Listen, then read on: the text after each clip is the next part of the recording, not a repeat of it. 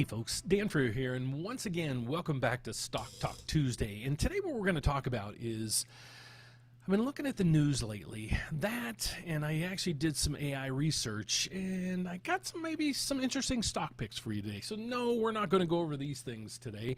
I'll do that at the closing bell, because most people that watch me actually watch me because of mortgage rates. They're looking to buy or refinance. But what I also want to help people understand is when you start seeing the stock market like this. Let's just take the stock market today. Okay, so here's what you're seeing across the board. What's this do for you? Do you understand it? If you know the Dow Jones is up 160 points. Did you make any money today? Do you know how to invest? Do you know you can start out with $100? These are all the things I really want to help people understand when they're looking to invest, because a lot of people aren't educated this in school, and I was one of those as well. My father worked in the steel mills, and we didn't have any extra money to invest anyways. So, when I got to college, I started learning economics. Then when I moved to Chicago, I wanted to get on the board of trade and things like that, and I got in the mortgage business, and then I really wanted to understand economics and how the markets work. I've always had a passion with that, so I thought I'd share it with you guys. So I'm in the mortgage business, folks, but today we're just talking about stocks, helping you guys understand how the markets work, and maybe you can capitalize on some of this stuff. So one thing I want to say is the title of this video. I apologize if I'm offending anybody. It wasn't meant to do that. I don't really, profiting on wars kind of a bad heading, but hopefully I gained some traction on getting people to join us today. So if you guys would, like normally, if you guys are joining me, please click an up arrow if you don't mind. Just let me know if you can hear me okay and see me okay. If everything's good there, let's get over to our thinking for today. So let's start breaking down the markets and what we focus in on. So here's my thoughts. Okay, I've been investing. Basically, I started buying penny stocks when I was in college. I worked at a grocery store, and I would buy a penny stock. I spend $50 or $100 on some penny stocks. Usually lose my money, but it taught you how to research things. But at that time, I'm like, I didn't want to just make, kind of double my money. I wanted to get rich. So I started, really risky investments, and you learn over time.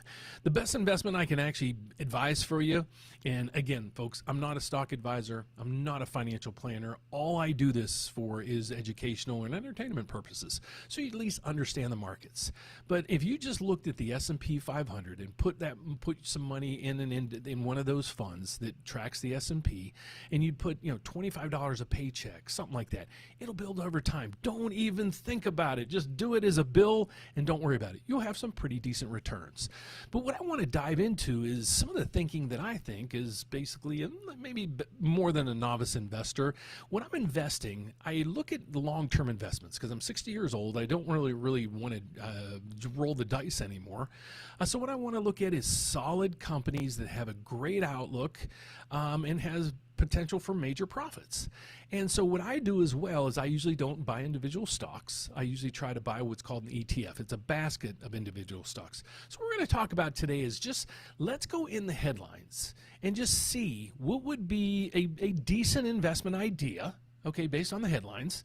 And then off of that, we're going to use AI to assist us with this. So let's just go through some of the headlines that we're seeing in today's markets. So here's what the bond market's doing, because I am a mortgage advisor. So if you're out there looking to buy a house or refinance, love to help you.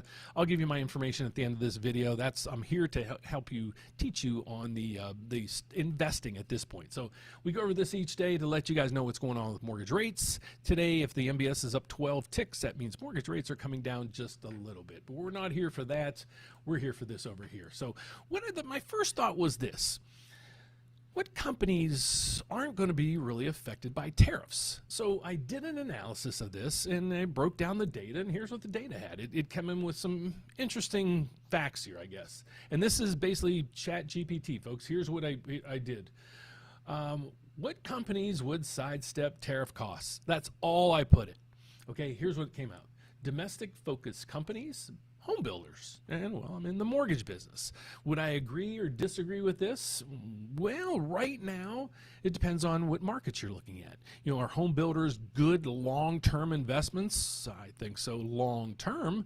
Short-term, they're going to have some hiccups. They were printing money back in 2019 to 2021, 22, and then all of a sudden some hard times hit upon us. So I think they're going to get back to, more efficiencies, driving costs down, hopefully, and things like that to bring the home builders in line, and there's millions and millions, and this isn't me, folks. This is economists talking and housing people from both sides of the aisle saying we're at least 7 million units on housing short.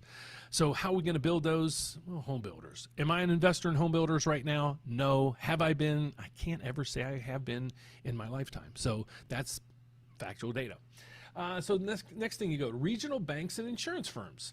Maybe. I wouldn't go with insurance firms right now because my concern there is all the weather that we're having right now, the hurricanes and things like that, that people really don't, it's going to hurt the insurance companies. Regional banks and financials, those are going to profit more as interest rates come down. So what happens is, especially short-term interest rates, how banks make money is they basically lend long-term using short-term rates, and that's how they make their money, is the spread.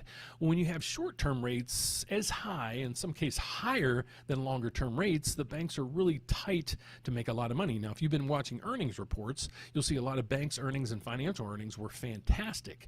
So how much better are they going to get as we know rates are going to come down? Okay, so that's another food for thought that we're going to look at there. The next piece of the puzzle is, let's go through here, utilities and energy. We're going to focus in on that in a second. So we're going to scroll down just a little bit and focus in on these things right here. Vertical integration on U.S. manufacturers. Some of the companies that we would look into would be Caterpillar, Tesla, I'm not sure if I'm going that route, and Steel Dynamics, such as Nucor Steel in the steel industry. I'm going to show you in the portfolio that we're managing right now, we actually have a steel ETF in there. So we already have this covered, but would I be buying Caterpillar right now? Yeah, maybe. It's an international company. We know there's going to be construction all over the U.S. and a lot of other parts of the country with a lot of war-torn areas as well. They're going to have to rebuild those areas, meaning they're going to need more equipment. So Caterpillar might just be a good play there, as well as steel. I'm all in the steel as well, as you know. Then U.S. retailers, not into them as well. They're so seasonal. You might be an investor in those. God bless you, but I usually don't go that route. Now, here's what then we're going to talk about defense contractors. I'm like, Lockheed Martin, Raytheon, Northrop. Where did we see those names recently? Well, let's go over the headlines that we're seeing in the headlines today. What do we see? Microsoft hit by a cyber attack. That was yesterday. Microsoft. If Microsoft can get hit, you sure can get hit. The next thing is we're going to see right through here. What else do we see? Microsoft says Chinese hackers got them. Okay, that's that part of it. Go over to here. Russia launches 42 drone strikes on Ukraine overnight. That means maybe electronics, drones. Let's put these two pieces of the puzzle kind of together into something. So let's go back to ChatGPT. So then what I ask is saying, basically, with this data, well, here's what it continued to compile, and this is what really made it interesting. Then you go down through here, and I said, with NATO's 5% increase that's required, because I started seeing this Winthrop, Lockheed Martin and Raytheon and Northrop Grumman. I'm like, okay, well, what other plays would we have? So I said through here, we know NATO also has to increase their spending on defense. So we take that with all the other stuff that we're seeing now. Well, here's what popped up. Global remnant, whatever that is, long-term multi-billion-dollar contracts, strong political issues, top U.S. stocks. So here's where it was. Here's that Lockheed Martin and things that we found. Lockheed Martin, Northrop Grumman, Raytheon. Here they are. So then I'm asking, okay, I don't like buying individual stocks because you don't know when their CEO might be caught, on the cameras at a I'm just saying. It might, never know when one of these companies might just get hit. And what I mean by that is, I don't know, they just get hit by scandals, something that just causes them to go bad. Okay, so how can you buy, let me see, all this stuff in one fund or one instrument? Well, this is the creation of ETFs. These are like mutual funds, but they trade like stocks. So look at this one, iShares U.S. Aerospace and Defense. That's the #1 pick, and it has all those in it. Well, that's pretty interesting, because not just maybe 2-3 weeks ago, let's get over to the portfolio that we basically break down, and here it is. Well, if you go to the top of the heat, what did we just add? ITA. We added that, when was it? Let's go over to we added that on 7/1. It hasn't really gone crazy yet, but on 7/1, it is 7/20, 22 today, so 3 weeks ago, we have a 4% return. Not bad. Okay, this is how you should think through the process and also understand what you're buying. Because, you know, I don't really understand a lot of defense contractors, so I buy an ETF, which is this. Now let's get over to see what ITA is. Okay, so if we break down ITA and you look at the numbers, here's what it looks like, and you can get all kind of data over on the side here. And what I want you to do is go down to holdings, and you're going to click that. And this is going to tell you the companies. If you buy one share of that ETF, you're going to own this.